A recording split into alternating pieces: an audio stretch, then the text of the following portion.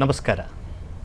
Sufism, ಸೂಫಿ ದಾರ್ಶನಿಕತೆ, ಸೂಫಿ ತಾತ್ವಿಕತೆ ಭಾರತೀಯ ಸಂಸ್ಕೃತಿಯಲ್ಲಿ, ಕರ್ನಾಟಕ ಸಂಸ್ಕೃತಿಯಲ್ಲಿ ಬಹಳ ಮಹತ್ವದ ಪ್ರಭಾವಗಳನ್ನು ಅದು ಬೀರಿದೆ. ಇರಾನ್, ಇರಾಕ್ ಮೂಲಕ, ಸೆಂಟ್ರಲ್ ಏಷ್ಯಾ ಮೂಲಕ ಭಾರತಕ್ಕೆ ಬಂದಂಥ, ಕರ್ನಾಟಕಕ್ಕೆ ಬಂದಂಥ ಸೂಫಿಸಮ್ನ ಭಾಳ ಮುಖ್ಯವಾದಂಥ ಕೇಂದ್ರ ಯಾವುದು ಅಂತಂದರೆ ಈ ದಕ್ಕನ್ ಪ್ರಾಂತ. ಅದರಲ್ಲೂ ವಿಶೇಷವಾಗಿ ಕಲಬುರಗಿ, ಬೀದರ್, ರಾಯಚೂರು, ವಿಜಾಪುರ ಇದು ಸೂಫಿ ತಾತ್ವಿಕತೆಯಿಂದ, ಸೂಫಿ ಆಚರಣೆಗಳಿಂದ, ಸೂಫಿ ಸಂಸ್ಕೃತಿಯಿಂದ ಸಮೃದ್ಧವಾಗಿರುವಂಥ ಒಂದು ಪ್ರದೇಶ. ಸೂಫಿ ಸಾಹಿತ್ಯದ ಒಂದು ಆಡಂಬಲ ಅಂತಂದರೆ ಈ ದಕ್ಕನ್ ಪ್ರಾಂತ, ವಿಶೇಷವಾಗಿ ಕಲ್ಯಾಣ ಕರ್ನಾಟಕ ಭಾಗ. ಇಲ್ಲಿ ಅದು ಸಂಗೀತವನ್ನು ಒಂದು ಬೇರೆ ಕ್ರಮದಲ್ಲಿ ರೂಪಿಸ್ತು, ನೃತ್ಯವನ್ನು ತೆಗೆದುಕೊಂಡು ಬಂತು, ಇಲ್ಲಿನ ಆಚರಣೆಗಳಲ್ಲಿ, ಸಭೆ ಸಮಾರಂಭಗಳಲ್ಲಿ ಬಂತು, ಸಾಹಿತ್ಯ ಭಾಷೆಯಲ್ಲಿ ಹೊಸ ನುಡಿಗಟ್ಟುಗಳಿಗೆ ಅವಕಾಶ ಮಾಡಿಕೊಡ್ತು. ಇದರ ಇನ್ನೊಂದು ಬಹಳ ದೊಡ್ಡ ಪ್ರಭಾವ ಅಂತಂದರೆ ಒಂದು ವಿಶೇಷವಾದಂಥ ಸೌಹಾರ್ದತೆಯನ್ನು ನಮ್ಮ ಸಮುದಾಯಗಳಲ್ಲಿ, ಜನತೆಯಲ್ಲಿ ರೂಪಿಸುವಂಥ ಕೆಲಸ ಈ ಸೂಫಿ ದಾರ್ಶನಿಕತೆ ಮಾಡ್ತು. ಈಗ ನಮ್ಮ ಜೊತೆ ಸೂಫಿಸಮ್, ಸೂಫಿ ದಾರ್ಶನಿಕತೆ ಬಗ್ಗೆ ಚರ್ಚೆ ಮಾಡಲಿಕ್ಕೆ ಇಬ್ಬರು ವಿದ್ವಾಂಸರು ಇದ್ದಾರೆ. ಶ್ರೀ ರೌಫ್ ಖಾದ್ರಿಯವರು ಮತ್ತು ಶ್ರೀ ಬೋಡೆ ರಿಯಾಜ್ ಅಹಮದ್ ಅವರು. ಅವರಿಬ್ಬರಿಗೂ ಕೂಡ ಸ್ವಾಗತ. ಇವರಿಬ್ಬರ ವಿಶೇಷತೆ ಏನು ಅಂತಂದರೆ, ಕಳೆದ 3-4 ದಶಕಗಳಿಂದ ಸೂಫಿ ಸಾಹಿತ್ಯವನ್ನು ಕನ್ನಡಿಗರಿಗೆ ತಲುಪಿಸಲಿಕ್ಕೆ ಶ್ರಮಿಸ್ತಾ ಇದ್ದಾರೆ. ಅವರು ಸೂಫಿ ಸಾಹಿತ್ಯದ ಅನೇಕ ಕೃತಿಗಳನ್ನು ಅನುವಾದ ಮಾಡಿದ್ದಾರೆ. ಶ್ರೀ ರೌಫ್ ಖಾದ್ರಿಯವರು ಖ್ವಾಜಾ ಬಂದೆ ನವಾಜ್ ಅವರ ಅಧಿಕೃತ ಜೀವನ ಚರಿತ್ರೆ ಅಂಥೇಳಿ ಪರಿಗಣಿಸಲಾಗುವ ಸೇರೆ ಮಹಮ್ಮದ್ ಕೃತಿಯನ್ನು ಅವರು ಕನ್ನಡಕ್ಕೆ ಅನುವಾದಿಸಿದ್ದಾರೆ. ಆಮೇಲೆ ಉರ್ದು ಮಂಚಿನ ಅಧ್ಯಕ್ಷರಾಗಿ ಒಂದು 3 ದಶಕಗಳಿಂದ ಕೆಲಸ ಮಾಡ್ತಾ ಇದ್ದಾರೆ. ಈ ಭಾಗದ ಅನೇಕ ಸೌಹಾರ್ದ ಪರಂಪರೆಯ ಕಾರ್ಯಕ್ರಮಗಳಲ್ಲಿ, ಸೂಫಿ ಸಾಹಿತ್ಯದ ವಿಚಾರ ಸಂಕಿರಣಗಳಲ್ಲಿ ಅವರು ತಮ್ಮ ವಿದ್ವತ್ಪೂರ್ಣವಾದಂಥ ಪ್ರಬಂಧಗಳನ್ನು ಮಂಡಿಸಿದ್ದಾರೆ. ಅದೇ ರೀತಿ ಶ್ರೀ ಬೋಡೆ ರಿಯಾಜ್ ಅಹಮದ್ ಅವರು ಇಂದ್ರಸಭಾ ಅನ್ನುವಂಥ ನಾಟಕವನ್ನು ಕನ್ನಡಕ್ಕೆ ಅನುವಾದಿಸಿದ್ದಾರೆ. ಮತ್ತು ಮುಖ್ಯವಾಗಿ ಸೂಫಿ ಮೆಹಮೂದ್ ಬೆಹರಿಯ ಮನ್ ಲಗನ್ ಕೃತಿಯನ್ನು ಕೂಡ ಕನ್ನಡಕ್ಕೆ ಅನುವಾದ ಮಾಡಿದ್ದಾರೆ. ಅದು ಸಾಕಷ್ಟು ಜನಪ್ರಿಯತೆಯನ್ನು ಪಡೆದಿದೆ. ಇತ್ತೀಚೆಗೆ ತಾನೇ ಅವರು ಅಮೀರ್ ಖುಸ್ರೋ ಕಾವ್ಯವನ್ನು, ಗಜಲ್ಗಳನ್ನು ಕನ್ನಡಕ್ಕೆ ಅನುವಾದಿಸಿದರು. ಮತ್ತು ಗಾಲಿಬ್ ಕುರಿತ ಒಂದು ಕಾದಂಬರಿಯನ್ನು ಕೂಡ ಅವರು ಕನ್ನಡಕ್ಕೆ ಅನುವಾದಿಸ್ತಾ ಇದ್ದಾರೆ. ಆಮೇಲೆ ಖ್ವಾಜಾ ಬಂದೆ ನವಾಜ್ ಅವರ ಕುರಿತಂತೆ, ಅವರ ಜೀವನವನ್ನು ಒಳಗೊಂಡಂತೆ ಪ್ರೇಮ ಸೂಫಿ ಬಂದೆ ನವಾಜ್ ಅನ್ನುವಂಥವರು ಒಂದು ಕೃತಿ ಕೂಡ ಕನ್ನಡಿಗರ ಸಾಕಷ್ಟು ಗಮನವನ್ನು ಅದು ಸೆಳೆದಿದೆ. ಹೀಗಾಗಿ ಈ ಭಾಗದ ಸೂಫಿ ಸಾಹಿತ್ಯವನ್ನು, ಭಾರತದ ಸೂಫಿ ಸಾಹಿತ್ಯವನ್ನು ಕನ್ನಡಿಗರಿಗೆ, ಕರ್ನಾಟಕಕ್ಕೆ ತಂದುಕೊಡುವಲ್ಲಿ ಅವರಿಬ್ಬರ ಪಾತ್ರ ಬಹಳ ಮುಖ್ಯವಾದದ್ದು. ಹೀಗಾಗಿ ಸೂಫಿ ಸಾಹಿತ್ಯದ ಬಗ್ಗೆ ಬಹಳ ಸಂವಾದ ಮಾಡಬಲ್ಲಂಥ, ಅಧಿಕೃತವಾದಂಥ ತಿಳುವಳಿಕೆ ಇರುವಂಥ ಇಬ್ಬರು ಹೆಮ್ಮೆಯ ವಿದ್ವಾಂಸರು. ನನ್ನ ಮೊದಲನೇ ಪ್ರಶ್ನೆ ಶ್ರೀ ರೌಫ್ ಖಾದ್ರಿ ಅವರಿಗೆ. ರೌಫ್ ಖಾದ್ರಿ ಅವರೇ, ಈ ಸೂಫಿಸಮ್ ಇದು ಇರಾನ್, ಇರಾಕಲ್ಲಿ ಹುಟ್ಕೊಳ್ತು, ಆಮೇಲೆ ಆ ಸೆಂಟ್ರಲ್ ಏಷ್ಯಾ ಮೂಲಕ ಭಾರತಕ್ಕೆ ಬಂತು. ಇದು ಹುಟ್ಟುಕೊಂಡಂಥ ಒಂದು ವಾತಾವರಣ, ಪರಿಸರ ಯಾವ ತರಹ ಇತ್ತು ಅಲ್ಲಿ, ಮತ್ತು ಸೂಫಿಸಮ್ನ ಹುಟ್ಟಿಗೆ ಅನಿವಾರ್ಯವಾದಂಥ ಕಾರಣಗಳು ಏನಿದ್ವು ಅಂತ? ಭಾರತ ದೇಶದಲ್ಲಿ ಸೂಫಿಸಮ್ ಇಂಟ್ರೊಡ್ಯೂಸ್ ಆಗಿತ್ತು, ಅದು ಒಂದು ಬೇರೆ ವಿಷಯ. ಮೂಲತಃ ಸೂಫಿಸಮ್ ಎಲ್ಲಿ ಹುಟ್ಟು ಬೆಳೆದಿದೆ, ಕಾರಣಗಳು ಮತ್ತು ಅದರ ಹಿಂದಿರತಕ್ಕಂಥ ಒಂದು ಕೆಮಿಸ್ಟ್ರಿ ಏನಿದೆ, ಅದು ಸ್ವಲ್ಪ ನಾವು ಅರ್ಥ ಮಾಡ್ಕೋಬೇಕಾಗುತ್ತೆ. ಇಸ್ಲಾಂ ಧರ್ಮ ಆಗಲಿ, ಕ್ರಿಶ್ಚಿಯನ್ ಧರ್ಮ ಆಗಲಿ, ಅಧಿಕೃತವಾಗಿ ಸೆಮಿಟಿಕ್ ರಿಲಿಜನ್ಸ್ ಎಲ್ಲ ಧರ್ಮಗಳ ತಾಯಿ ಅಂದರೆ ಸೂಫಿಸಮ್. ಸೂಫಿಸಮ್ ಮಿಸ್ಟಿಸಮ್ನಂತ ಹೆಸರಿನಿಂದ ಬಂತು. ಮತ್ತು ಕ್ರಿಶ್ಚಿಯನಿಟಿನಲ್ಲಿ ಸೆಂಟಿಸಮ್ ಇರಲಿಲ್ಲ. ಸೇಂಟ್ ಮೇರಿ ಅವ್ರು ಬಂದಾಗೆ ಅಲ್ಲಿಂದ ಸೆಂಟಿಸಮ್ ಬಂತು. ಅದಕ್ಕೊಂದು ದೊಡ್ಡ ಇತಿಹಾಸ ಇದೆ. ಅದಕ್ಕಾಗಿ ವಿಶಾಲ ಪರಿಕಲ್ಪನೆ ಅಂದರೆ ಎಲ್ಲ ಧರ್ಮದಲ್ಲಿ ಇರತಕ್ಕಂಥ ಪ್ರೇಮ ಮತ್ತು ಮಾನವತೆ, ಅದರ ತಾಯಿ ಅಂದರೆ ಸೂಫಿಸಮ್. ಭಾರತ ದೇಶದ ವಿಷಯ ಬಂದಾಗ ನಾನು ಇರಾಕ್ ಆಗಲಿ, ಇರಾನ್ ಆಗಲಿ ಮತ್ತು ಬೇರೆ ಸೆಂಟ್ರಲ್ ಏಷ್ಯಾ ಕೆಲವೊಂದು ದೇಶಗಳಲ್ಲಿ ಸೂಫಿಸಮ್ ಬೆಳೆದಿದೆ, ಅಲ್ಲಿಂದ ಬಂದಿದೆ, ಆ ರೂಟ್ ಇದೆ ಅಂತ ಒಂದು ಅಕಾಡೆಮಿಕಲ್ಲಿ ಪರಿಚಯ ಇದೆ. Actually Sufism natural process of the spirituality system ಇರೋದ್ರಿಂದ ಇಲ್ಲಿಂದೆ ಅಲ್ಲಿಂದೆ ಅಥವಾ ಇಷ್ಟೇ ಅಂತ ಹೇಳಲಿಕ್ಕೆ ಬರೋದಿಲ್ಲ. ಅದಕ್ಕಾಗಿ ಇದು ಯೂನಿವರ್ಸಲ್ ಥಾಟ್ಸ್ ಲೈನ್. ಧರ್ಮಗಳಲ್ಲಿ ಇನ್ಸ್ಟಿಟ್ಯೂಷನ್ಗೆ ಆಲ್ಟರ್ನೇಟ್ ಆಗಿ ಬಂತಕ್ಕಂಥ ವ್ಯವಸ್ಥೆ ಮತ್ತು ದೇವರ ಮತ್ತು ಮಾನವ ಮಧ್ಯೆ ಇರತಕ್ಕಂಥ ಒಂದು ಕೊಂಡಿ ಸೂಫಿಸಮ್. ಇದು ರಿಯಲ್ ಪರಿಭಾಷೆ. ಭಾರತ ದೇಶದಲ್ಲಿ ಸೂಫಿಸಮ್ ಅಂದರೆ ಅಕ್ಬರ್ ಅವರ ಕಾಲದಲ್ಲಿ ಸ್ವಲ್ಪ ಮಾಡರ್ನೈಸ್ ಆಯಿತು ಮತ್ತು ಭಾರತೀಯ ಭೂಮಿಯಲ್ಲಿ ಇರ್ತಕ್ಕಂಥ ಆಧ್ಯಾತ್ಮಿಕತೆಗೆ ಅದಕ್ಕೆ ಒಂದು ವಿಲನ್ ಆಯಿತು. ವಾಸುದೇವ ಕುಟುಂಬಕಂ ಅಂತಕ್ಕಂಥ ಇದು ಪ್ರಾಚೀನ ಕಾಲದ ನಮ್ಮ ಕಾನ್ಸೆಪ್ಟು ಮತ್ತು ಸೂಫಿಸಮ್ನಲ್ಲಿ ಇರ್ತಕ್ಕಂಥ ಸಾರಾ ಇನ್ಸಾನ್ अल्लाह का कुंबा है और उसका दिल जो है ना उसका कैपिटल है. ಅದ್ರ ಹೃದಯ ಆಗಿದೆ. ಅಲ್ಲಾಹ್ ಕಾ ಕುಂಬ ಅಂದಾಗೆ ದೇವರ ಸೃಷ್ಟಿಕರ್ತ ಪಿತಾ ಪರಮೇಶ್ವರ್. ಕ್ರಿಸ್ತರು ಅದೇ ಹೇಳ್ತಾರೆ, ಜ್ಯೂಸ್ ಅದೇ ಹೇಳ್ತಾರೆ, ಮುಸಲ್ಮಾನರು ಅದೇ ಹೇಳ್ತಾರೆ, ಎಲ್ಲ ಧರ್ಮಗಳಲ್ಲಿ ಸುಮಾರು 5,000 ವರ್ಷ ಹಿಂದೆಗಳಲ್ಲಿ ನಮ್ಮ ಪ್ರಾಚೀನ ಧರ್ಮಗಳನ್ನು ಇದೇ ಹೇಳಿದೆ. ವಸುದೈವ ಕುಟುಂಬಕಂ. ಸ್ಪೆಷಲಿ ಅಕ್ಬರ್ ಅವರು ಇದಕ್ಕೆ ಕೆಲವು ತಮ್ಮ ಕಾರಣಕ್ಕಾಗಿ ಅದ್ರ ಮೇಲೆ ರಿಸರ್ಚ್ ಮಾಡಿದ್ರು, ವಿದ್ವಾಂಸಿಗೆ ಕರೆದಿ ಅದ್ರ ಮೇಲೆ ಅವ್ರದ್ದು ಒಂದು ಚರ್ಚೆ ಇತ್ತು. ಆ ಚರ್ಚೆಗೆ ಒಂದು ತಿರುವು ಯಾವಾಗ ಬಂತಂದರೆ ದಾರಾಶಿಕೋ. ಕನ್ಕ್ಲೂಷನ್ ಇಸ್ ದಾರಾಶಿಕೋ ಮಜ್ಮುಲ್ ಬೆಹ್ರಿನ್ ಬರೆದರು. ಮಜ್ಮುಲ್ ಬೆಹ್ರಿನ್ ಬರೆದಾಗೆ ಆ ಪುಸ್ತಕದ ಟೈಟಲ್ ಮಜ್ಮುಲ್ ಬೆಹ್ರಿನ್ ಯಾಕೆ ಬಂತು? ಮಿಂಗಲಿಂಗ್ ಆಫ್ ಟು ಓಷಿಯನ್, ಎರಡು ಸಮುದ್ರಗಳ ಮಿಲನ. ಅದು ನಾನು ದಾರಾಶಿಕೋ ಡ್ರಾಮಾ ಬರಿತಾ ಇದ್ದಾಗೆ ಅದ್ರ ಹಿಂದೆ ಇರತಕ್ಕಂಥ ರಹಸ್ಯಗಳನ್ನು ಸ್ವಲ್ಪ ಮಟ್ಟಿಗೆ ಬಯಲಾಯಿತು ನನಗೆ. ಅಲ್ಲಿ ಆ ಪರಿಕಲ್ಪನೆ ಎಲ್ಲಿಂದ ಬಂತಂದ್ರೆ ಇದು ನಮ್ಮ ಭಾರತ ದೇಶದ ನೆಲದ ಏನು ಆಧ್ಯಾತ್ಮಿಕತೆ, ಎಲ್ಲ ಧರ್ಮದ ಆಧ್ಯಾತ್ಮಿಕತೆ ಮೂಲಿದೆ, ಅಲ್ಲಿಂದ ಬಂದಿದೆ.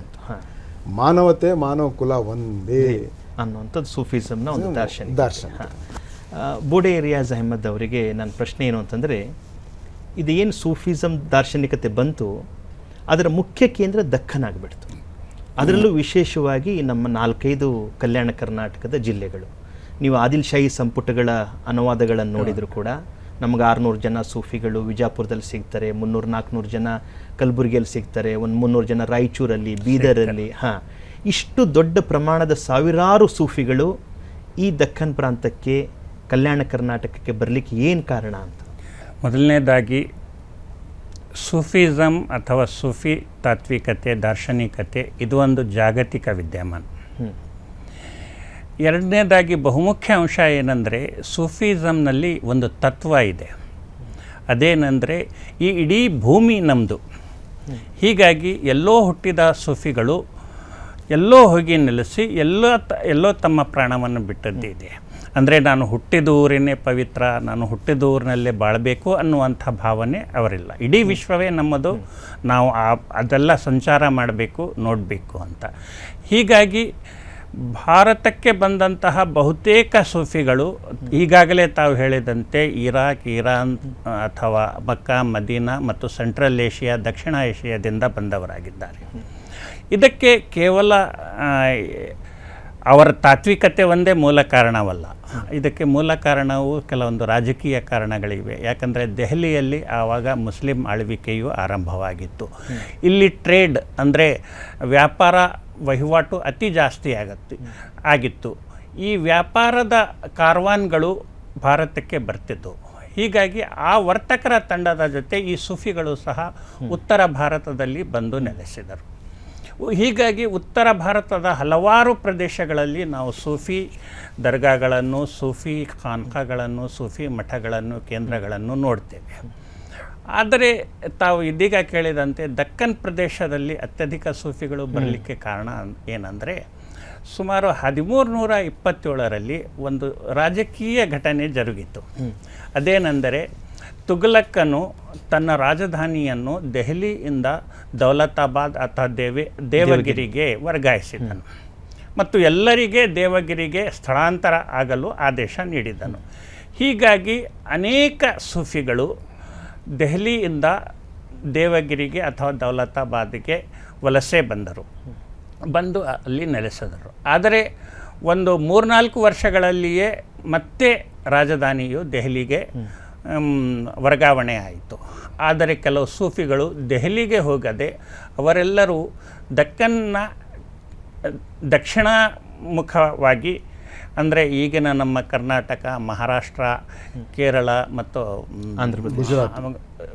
ಗುಜರಾತ್ ಮೂಲಕವಾಗಿ ಮಹಾರಾಷ್ಟ್ರ, ಕರ್ನಾಟಕ, ಆಂಧ್ರ ಈ ಪ್ರದೇಶಗಳಿಗೆ ಅವರು ಬರಲು ಪ್ರಾರಂಭಿಸಿದರು.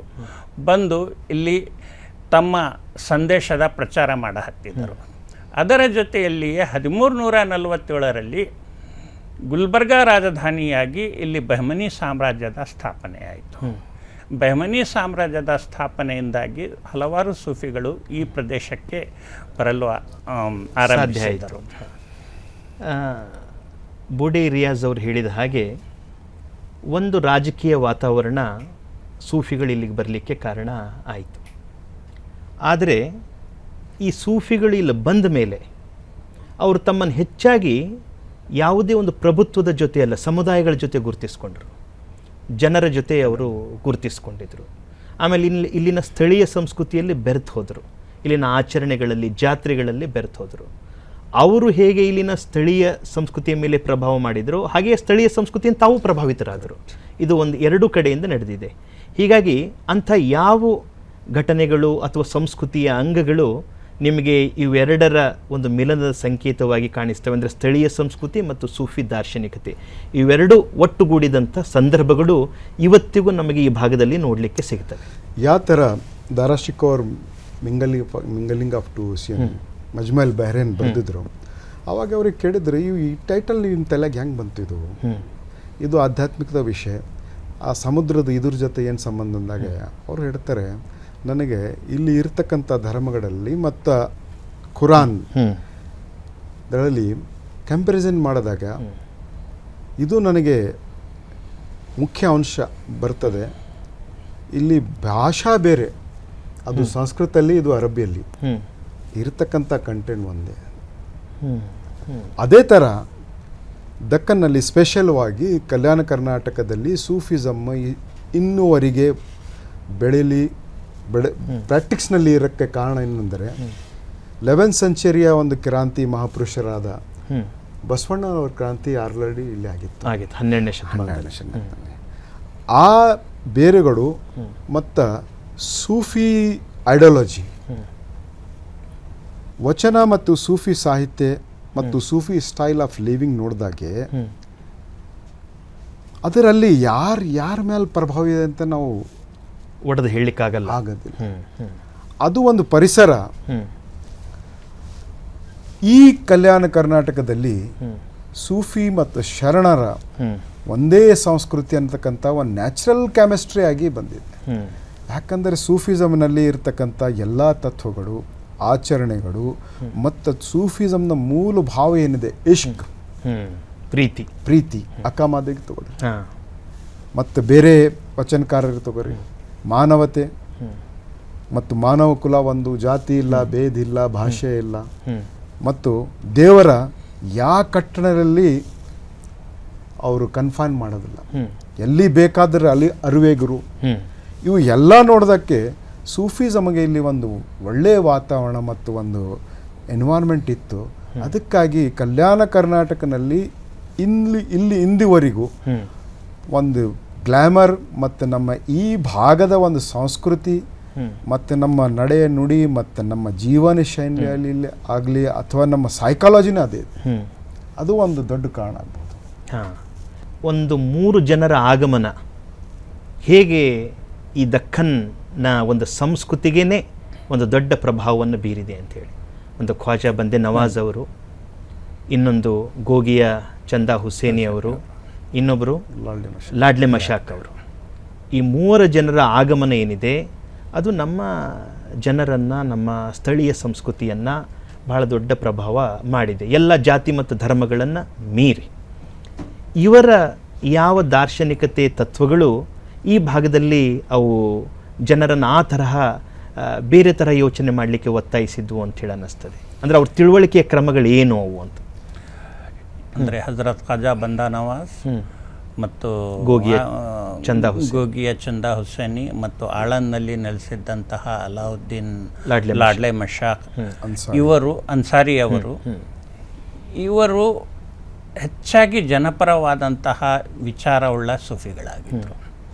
ಹೀಗಾಗಿ ಬಂದೇ ನವಾಜರು ಅವರು ದೆಹಲಿಯಲ್ಲಿ ಇದ್ದಾಗಲೂ ಸಹ ಅವರು ಜನರ ಜೊತೆ ನಿಕಟ ಸಂಪರ್ಕವನ್ನು ಹೊಂದಿದ್ದರು.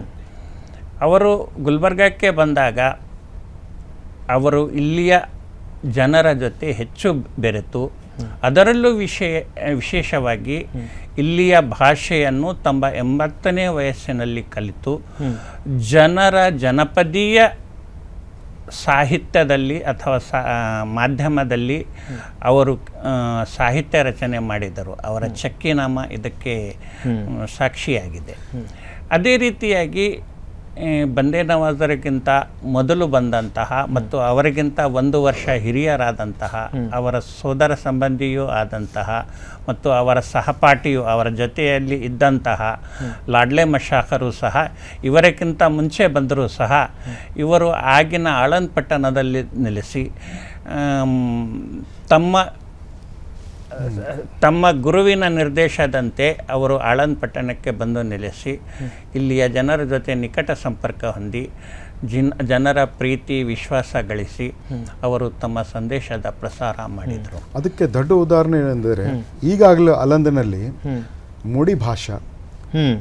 ಮೂಡಿ ಭಾಷೆನಲ್ಲಿ ಅವ್ರ ಸಾಹಿತ್ಯ ಇದೆ ಮತ್ತು ಅವ್ರದ್ದೇ ಆದಕ್ಕಂಥ ಆಚರಣೆ ವಿಧಿವಿಧಾನಗಳು ಇಲ್ಲಿ ಸ್ಥಳೀಯ ವಿಧಿವಿಧಾನಗಳಿಗೆ ಬಹಳ ಸಮೀಪ ಹತ್ತಿರ ಆಗಿದೆ.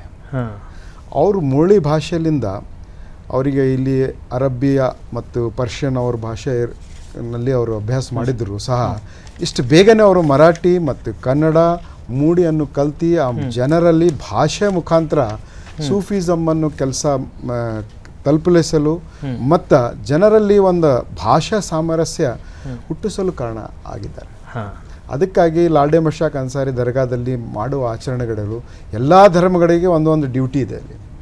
ಮತ್ತಲ್ಲಿ ಕಾರೋಬಾರಿ ಮತ್ತಲ್ಲಿ ಮುಜಾವರ್ಸ್ ಅವ್ರದ್ದು ಒಂದು ಡ್ಯೂಟಿ ಇದೆ. ಇನ್ನೂವರೆಗೆ ಆ ಸಂಸ್ಕೃತಿ ಜೀವಿತವಾಗಿದೆ.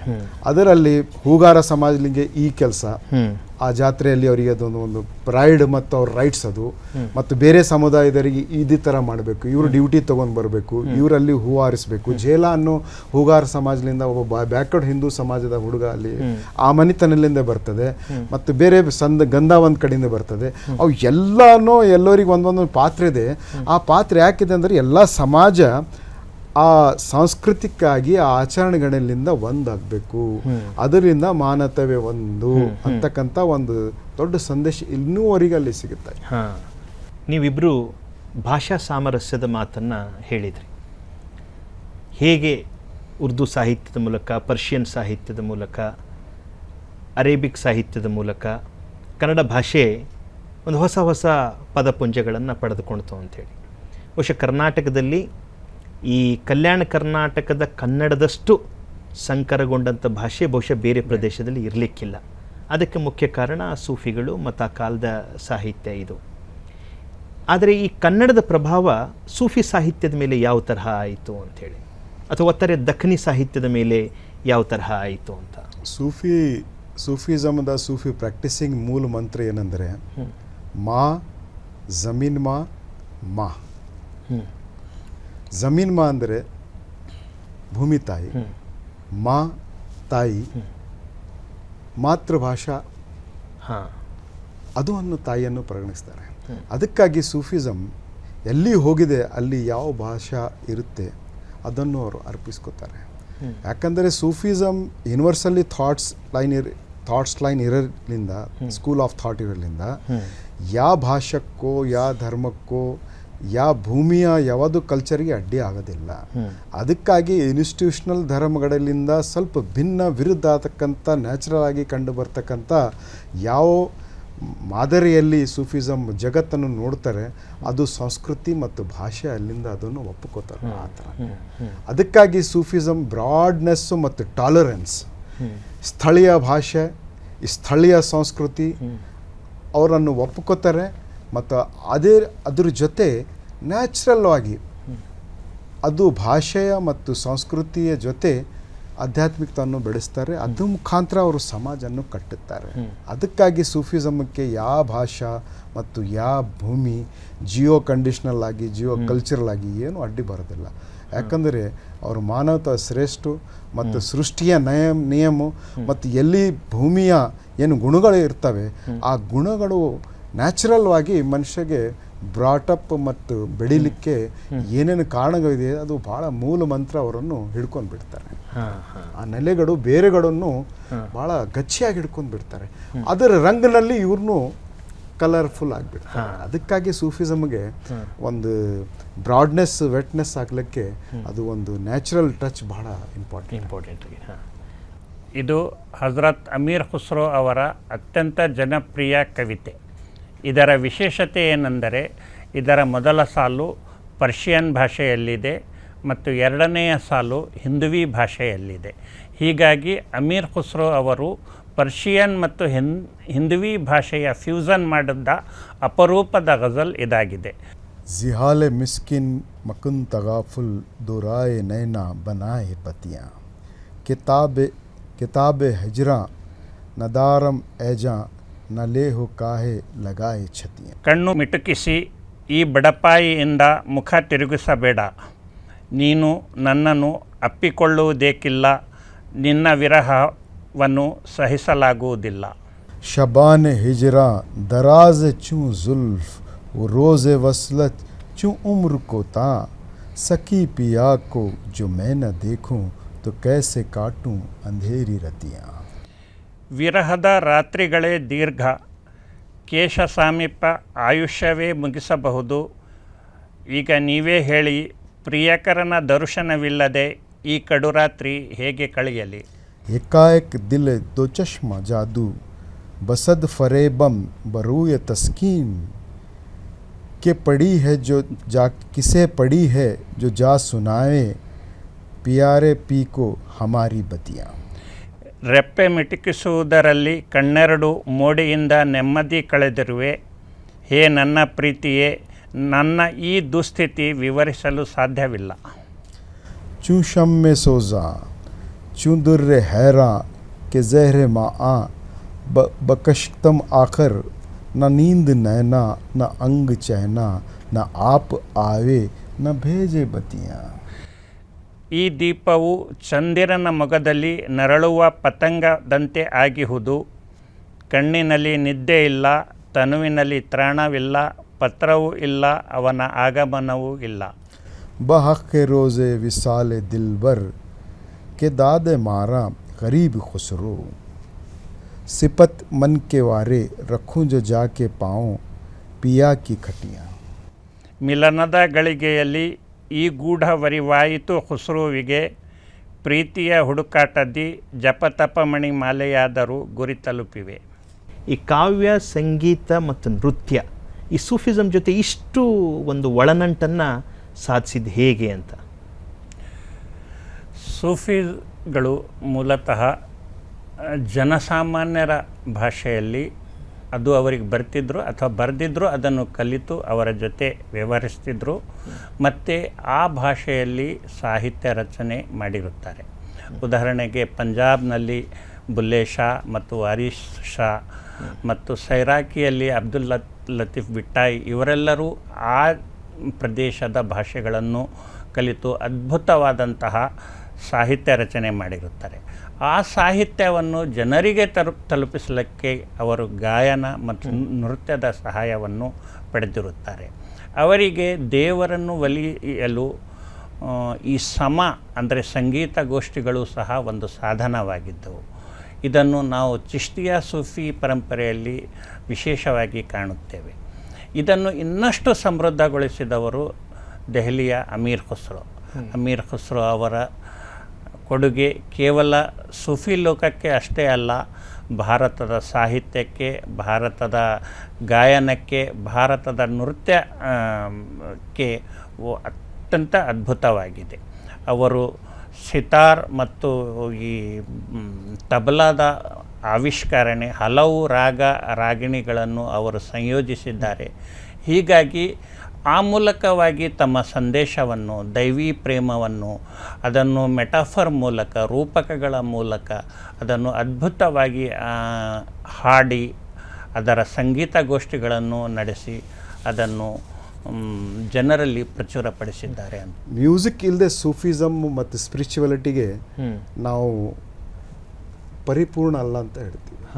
ಯಾಕಂದರೆ ಮ್ಯೂಸಿಕ್ ನೇಚರ್ದು ಒಂದು ಪ್ರೊಸೆಸ್ ಇದೆ. ಹೌದು, essence of Sufi spirituality music.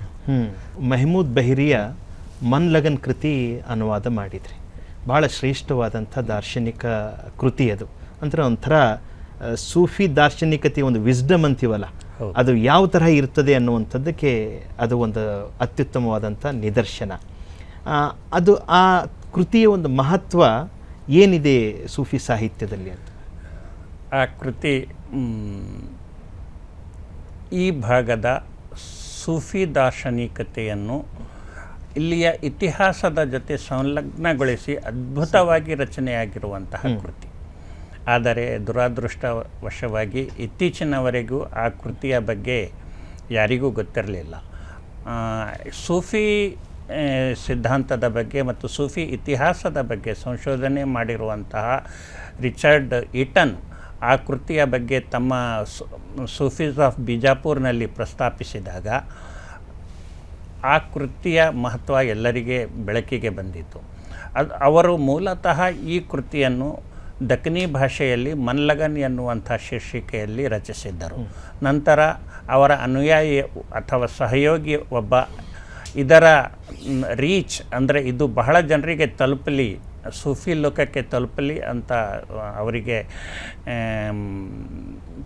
ಕೇಳಿಕೊಂಡಾಗ ಅದನ್ನು ಫಾರ್ಸಿ ಭಾಷೆಯಲ್ಲೂ ಸ್ವಯಂ ಅವರೇ ಅನುವಾದ ಮಾಡಿದರು. ಅದಕ್ಕೆ ಉರುಸೆ ಇರ್ಫಾನ್ ಅನ್ನುವಂತಹ ಒಂದು ಶೀರ್ಷಿಕೆ ಕೊಟ್ಟರು.